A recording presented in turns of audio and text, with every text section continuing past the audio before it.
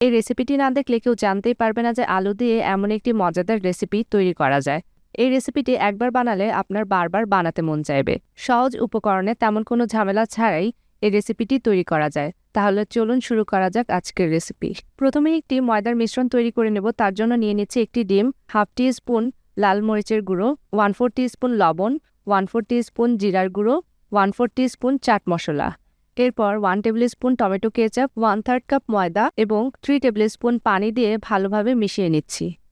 একটি উইক্সের সাহায্যে ভালো মতো মিশিয়ে নিতে হবে যেন কোনো লাম্পস না থাকে।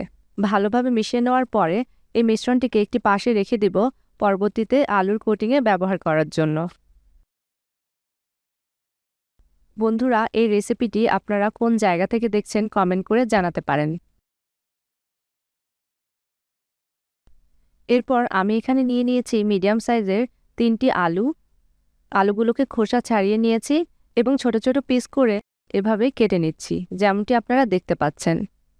সবগুলো আলু কেটে নেওয়ার পরে এবারে একটি স্টিকের সাহায্যে আলুর ছোট ছোট পিসগুলোকে এভাবে সাজিয়ে নেব।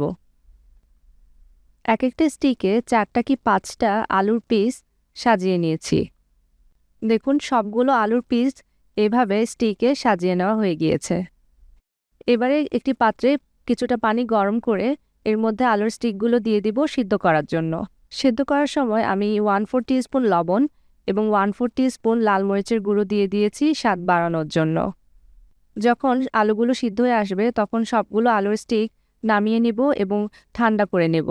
যখন ভালোভাবে ঠান্ডা হয়ে আসবে তখন তৈরি করে রাখা ময়দার মিশ্রণে আলুর স্টিকগুলোকে ডিপ করব, তারপর ব্রেড ক্রাম্বসে ভালো করে কোট করে নেব। একইভাবে সবগুলো আলুর স্টিককে আমি প্রথমে ময়দার মিশ্রণে ডিপ করে তারপরে ব্রেড ক্রাম্বসে কোট করে নিয়েছি। দেখতেই পাচ্ছেন সবগুলো আলুর স্টিক তৈরি হয়ে গিয়েছে। এবার ভেজে নেব। প্রথমে একটি ফ্রাই প্যানে মিডিয়াম হিটে কিছুটা তেল গরম করে নিয়েছি। এবার একে একে আলুর স্টিকগুলো দিয়ে দিব।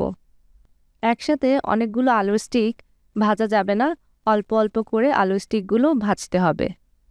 যখন একটা পাশ হয়ে আসবে তখন উল্টে দিব এবং অপর পাশও ভালো করে ভেজে নিব। যখন দুপাশে গোল্ডেন ব্রাউন কালার চলে আসবে তখন সবগুলো আলুর স্টিককে নামিয়ে নিব। আলু স্টিকগুলো ভাজা হয়ে গিয়েছে, এখন আমি এক এক করে নামিয়ে নিব। তৈরি হয়ে গিয়েছে আমাদের আলু স্টিক রেসিপি। দেখতেই পাচ্ছেন কত অল্প সময়ে এবং অল্প উপকরণে তৈরি করে নিয়েছি এই রেসিপিটি। যদি এই রেসিপিটি ভালো লেগে থাকে তাহলে এই রেসিপিটি অবশ্যই লাইক করবেন এবং আমার চ্যানেল সাবস্ক্রাইব করতে ভুলবেন না।